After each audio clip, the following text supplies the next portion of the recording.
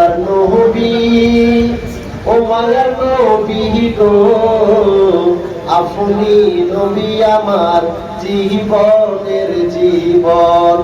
আল্লাহর নবী ও নূরের নবী গো, আপনি নবী আমার জীবনের জীবন।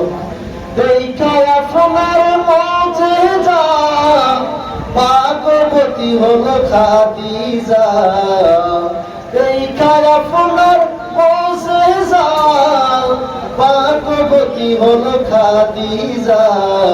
খাদিজা আপনার জীবন আর জীবন। বলুন আল্লাহর নবী ও মায়ার নবী গো, আপনি নবী আমার জীবনের জীবন। আল্লাহর নবী ও নূরের নবী গো, আপনি নবী আমার জীবনের জীবন। ও আমার বাবারা, গভীর মনোযোগ দিয়ে শুনুন।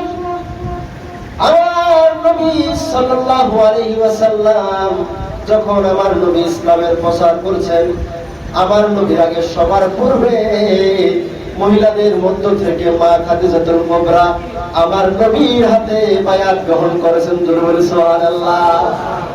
শুধু তাই নয়, আমার নবীর যখন দুঃখের সময় মক্কার কাফেররা যখন আমার নবীর থেকে আলাদা হয়ে গেল, আমার নবীকে হিংসা করতে লাগলো।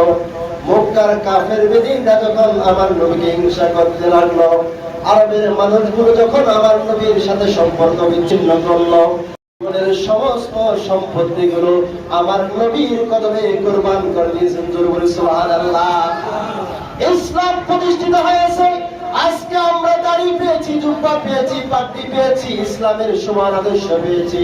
এই বিশাল এই জগৎ পেয়েছি কারণে, যাদের কারণ ত্যাগের কারণে, যাদের অর্থনৈতিক ত্যাগ, যাদের সামাজিক ত্যাগ, যাদের সমস্ত কিছুর ত্যাগ, তাদের মধ্যে এক নাম্বার হচ্ছে মা খাদিজাতুল কুবরা সালামুল্লাহ আলাইহা। সুবহানাল্লাহ। আর এই মহান হাস্তির আজকের এই বিশাল শরীফে এসে আমরা উপস্থিত হয়েছি।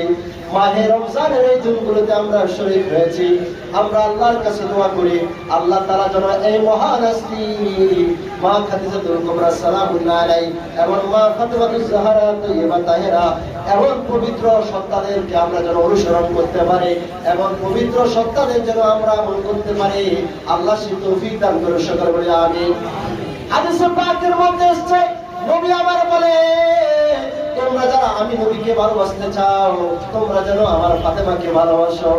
তোমরা যারা আমি নবীকে ভালোবাসার দাবি করো, আমার আহলে বাইত আলাইহিস সালামকে ভালোবাসো। তোমরা যারা আমি নবীর শান্তি চাও, আমি নবীর সন্তুষ্টি চাও, আমার আহলে বাইত রাসূলকে ভালোবাসো। বলে সুবহানাল্লাহ। আর আহলে বাইত রাসূলের অন্যতম সদস্য হলো মা ফাতেমাতুজ জাহরা তয়্যিবা তাহেরা। বলে সুবহানাল্লাহ।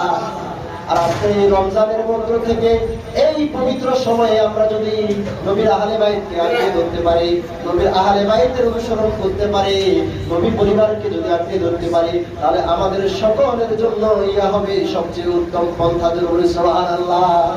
আল্লাহ সুবহানাহু ওয়া তাআলা যেন আমাদের সকলকে আহলে বাইত আলাইহিস সালাম এবং নবী পরিবারের অনুসরণ করার তৌফিক দান করে, আমৃত্যু তাদের পথে চলার জন্য তৌফিক দান করে। সকলে বলি আমিন। ওয়া আখিরু দাওয়ানা আলহামদুলিল্লাহি রাব্বিল আলামিন। আসসালামু আলাইকুম।